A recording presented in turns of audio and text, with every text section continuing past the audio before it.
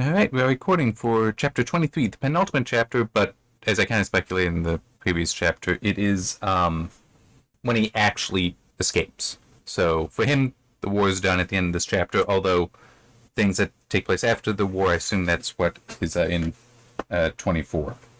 So anyway, trying to remember, where did this actually start? Was it with them at the school? Okay. So they managed to make it all the way to Hanover, and they see all the wreckage from the bombings that had been going on, the Allied bombings.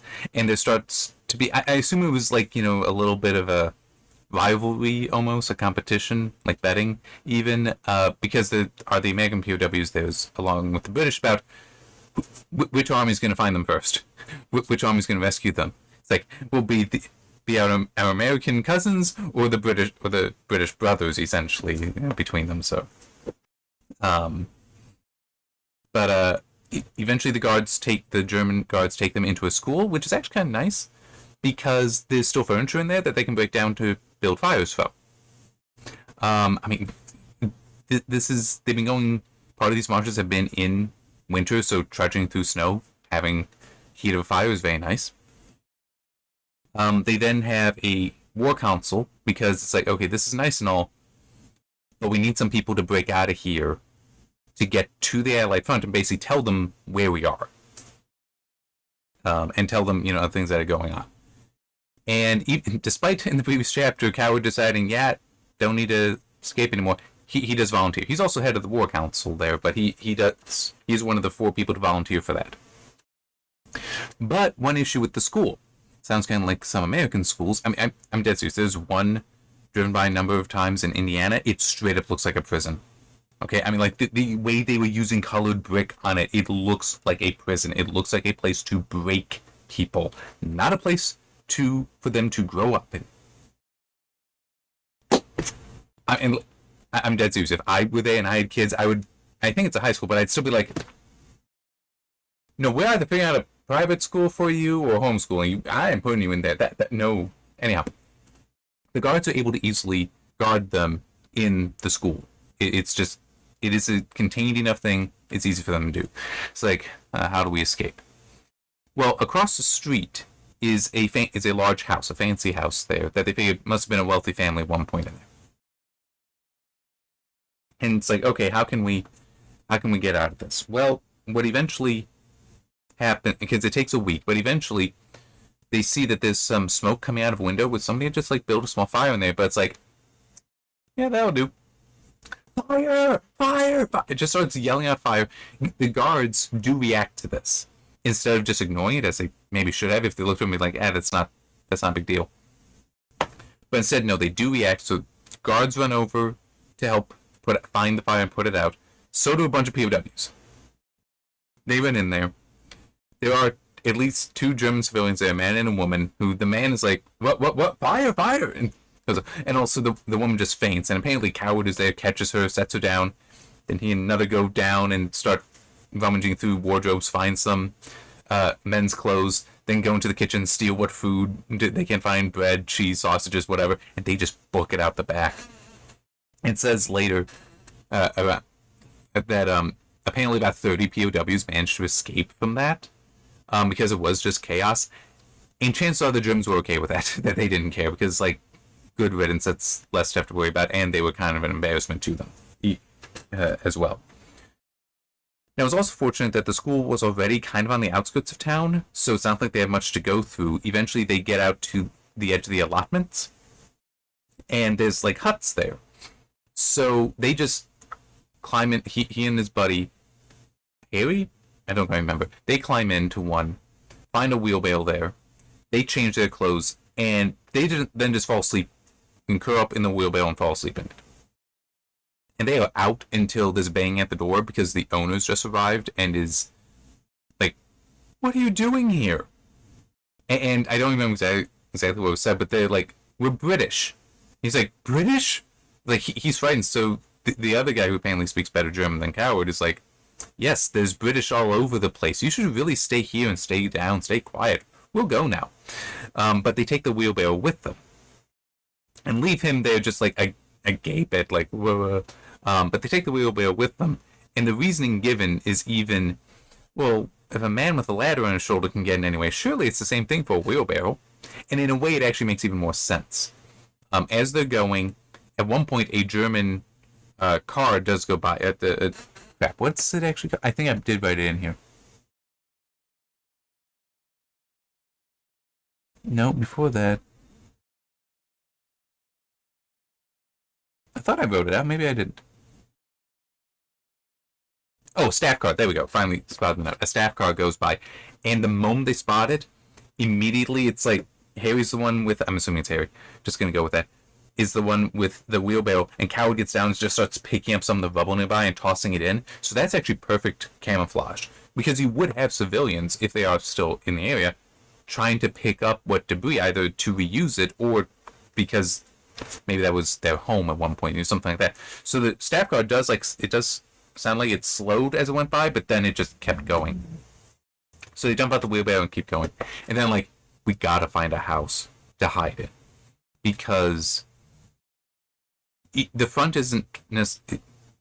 There's the German rear guard that might come by and may figure out, wait, they're not civilians. So they do hide in a house that's relatively intact.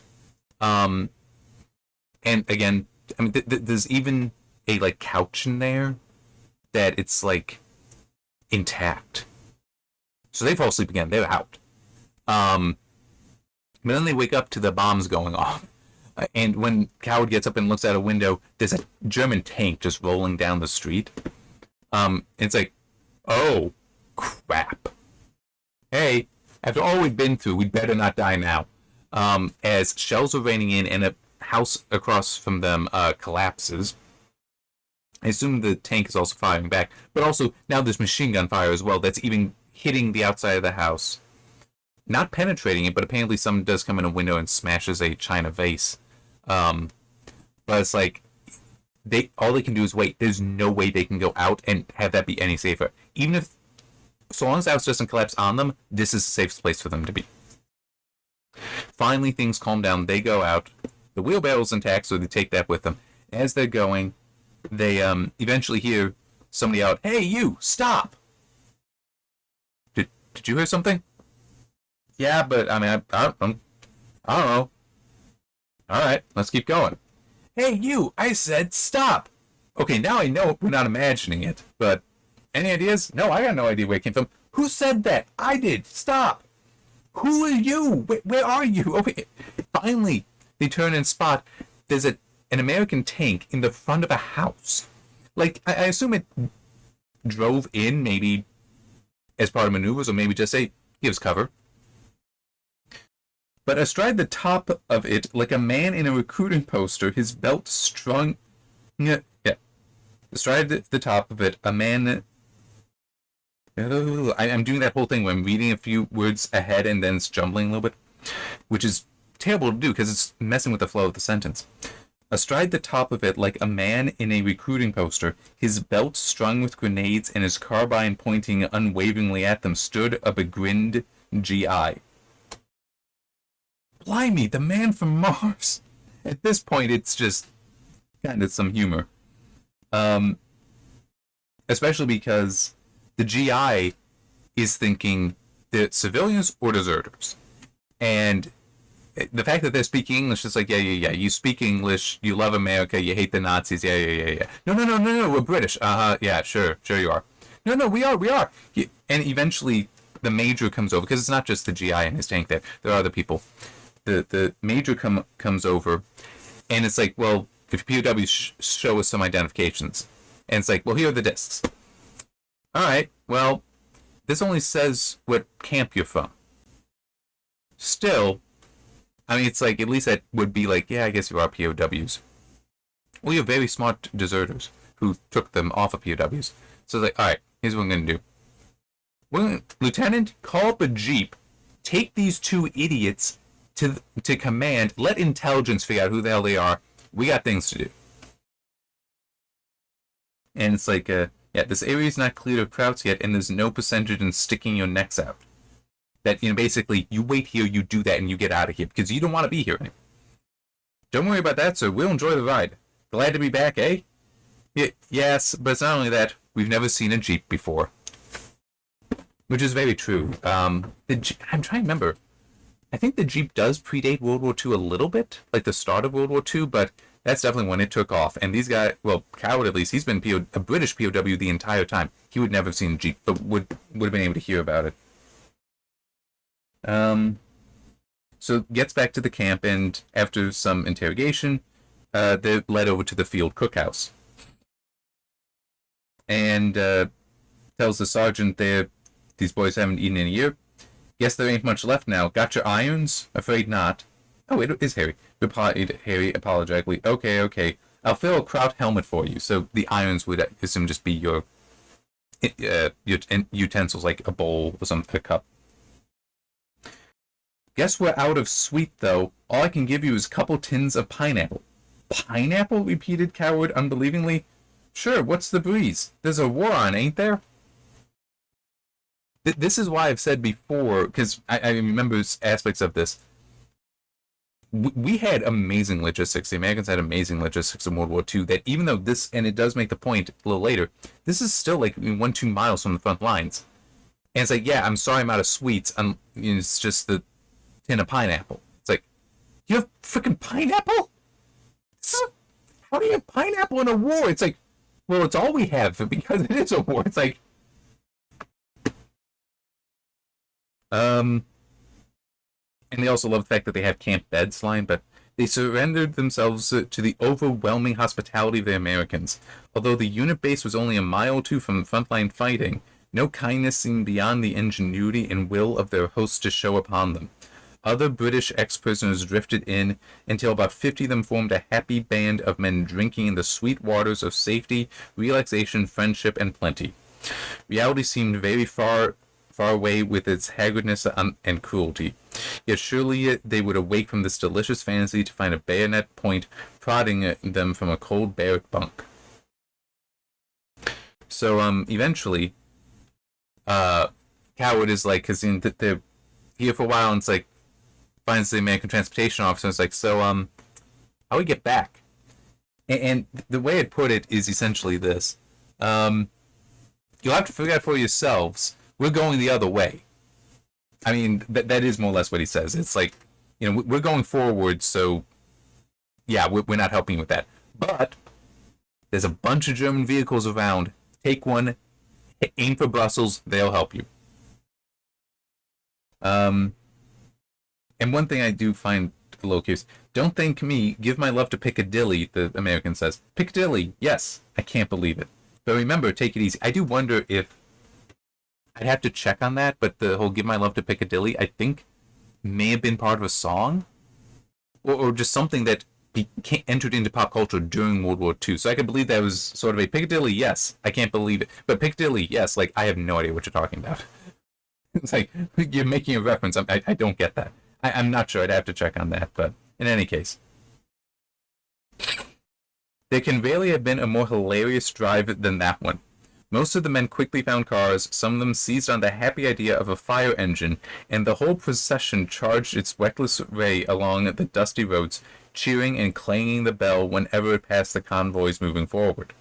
The whole world was an ecstatic place, boundless with possibilities and empty of any danger. It was a glorious drive, a returning full of incoherent, heart-brimming promise. And a few days later, on April 14th, 1945, an incredulous housewife in the Edmonton district of London looked back at the telegraph boy and made no attempt to check her tears. The laconic message in her hand read, Charlie escaped from Germany, arrived here by plane, will be home about 4. Darling escaped from Germany, but yeah.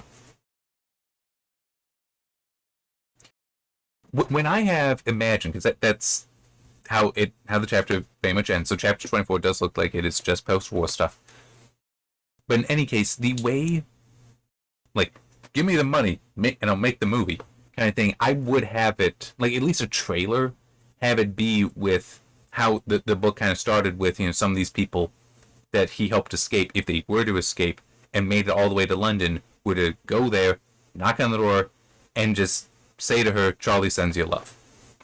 That I would have in there, because that is, I think that would be a fantastic image to have there.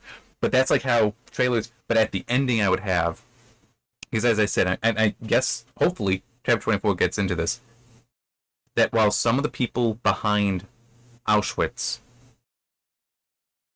the Nuremberg trials didn't necessarily punish very harshly or at all, but that later the whole will sue them for back pay thing that I'm pretty sure Coward did help with. Like he did testify there, he was able to help with that. I would then like have that movie end with a knock on the door. He answers it, and I'm not sure if this would be completely accurate, but then like the lawyers are there and like we've got a way to do this. Will you help? And just have him grin. Especially like if he still has the gold tooth and see that there or something like that, where it's like, oh yeah, I'm helping. All right, so yeah, we'll see you next time for Chapter 24, the final chapter of Password is Courage.